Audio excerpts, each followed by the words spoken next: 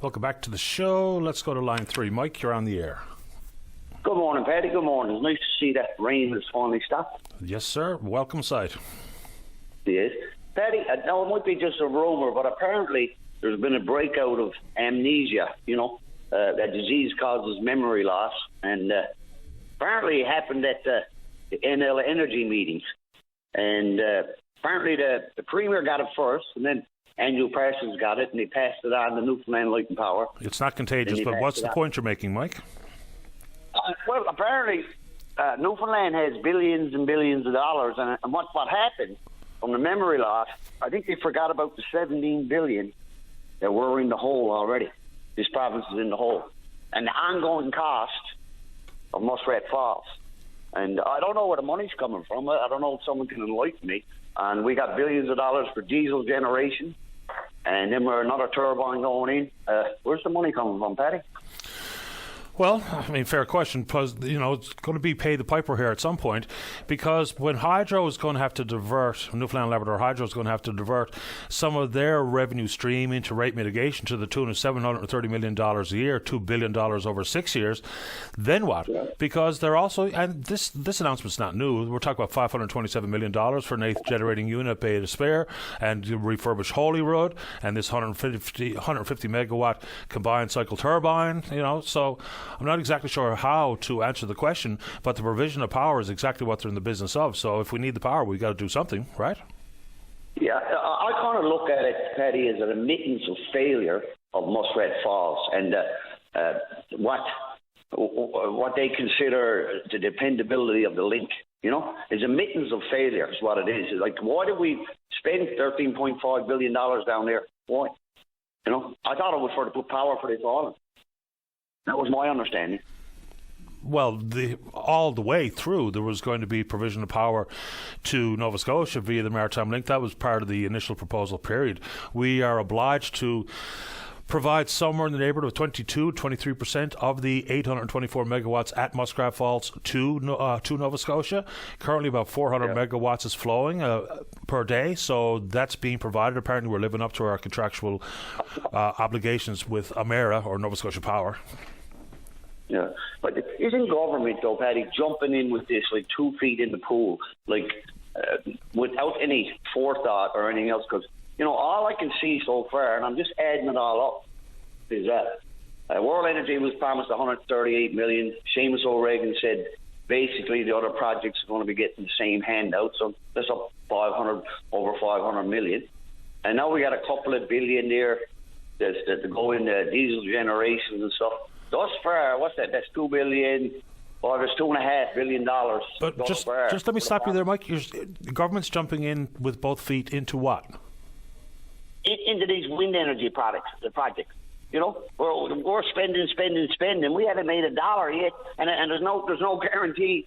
They're struggling to get these hydrogen contracts. I think the one in Argentia secured something for 5 years or something like that. I'm not sure what it is, and World Energy is struggling to get it. And here we are, we're bulling ahead and making plans on billions and billions of dollars, which we don't have. I don't know if they talk about a balanced budget. We're spending money. Like, what about the 17 billion? It's like, it is amnesia. Like, it keeps forgetting. But what's the 17 billion? That's what Newfoundland owes now. Oh, you're talking about the province's net debt. Okay. Exactly, sir. Exactly. And this is this the increase as the cost of living goes up here, everything, the fees, the permits, everything goes up, and people cannot carry anymore. Even like Power's talking about another increase, and this $1 billion that they're talking about spending, that's going back to the ratepayers. Like, you're going to end up with light bills $1,500 a month, $2,000 a month. I don't know what government is thinking, But there's only so much the working man can carry. I do know that, because I know there's a lot of people struggling. Yeah, obviously there's people struggling here in the provinces. I don't think anyone can deny that's the facts. And the issue regarding hydrogen... The purpose of government is to ease that pain, not to add to it. And I don't see any decisions being made that in the near future that is going to ease that pain at all. Only just like we got a premier there flying around the world like a rock star, he keeps increasing his travel allowance and stuff. It's a runaway train. This Liberal government is a runaway train. We've seen it in the federal government up there with Justin Trudeau, and it's here in the province, and it's alive and well. It's crazy. And there don't seem to be no rules to the game. There's no rules to the game. And listen, if I got $100,000 to travel, I'll make it $200,000. I'll make it $400,000. I'll make it $500,000. This is all taxpayers' money, and they're flicking it around like I don't know, like drunken sailors. It's crazy. I find it crazy anyway. But I pity the young people that are coming after us, because they're the ones who's going to carry the blunt of it. And I don't know what can be done with it. The PCs are not doing nothing about it. They're not even saying nothing about it.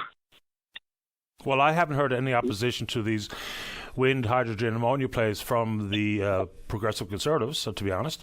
So I don't know if anyone's got any different plans for commercial expansion, industrial expansion, provision of power, those types of things. I haven't heard anyone bring forward anything that's different than what we're currently discussing. Well, if these projects want to come here, Paddy, this is just me, common sense.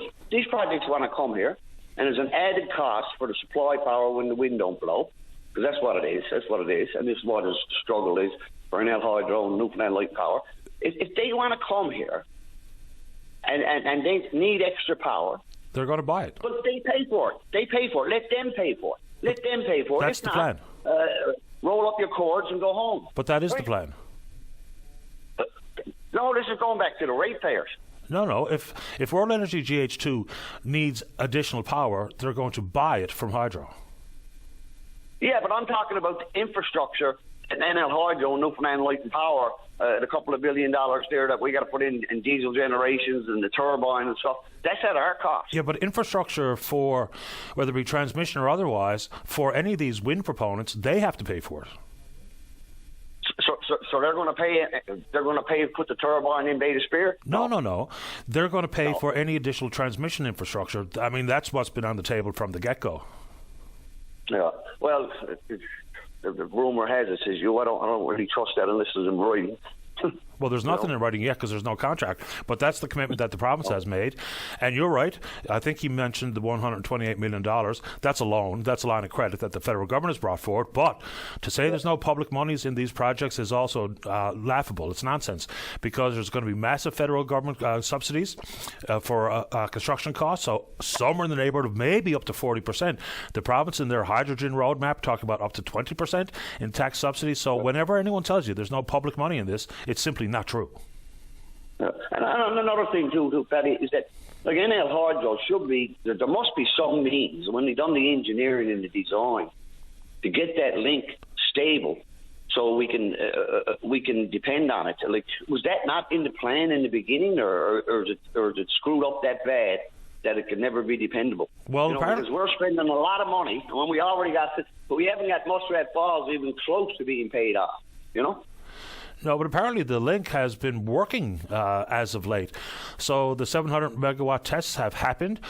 Jennifer Williams was on this program. We asked her all these specific questions. So apparently the Labrador Island link is working to the tune of 97% reliability. The big concern for reliability, once the software issue is settled once and for all, is the towers along the Long Range Mountains. That's where the reliability problem is going to rear its ugly head. Yeah. So at some point, then they might decommission that, and when it becomes unstable, it's crazy. I appreciate the call, Mike. Thanks for the time. All right, Take good care. All right, bye-bye.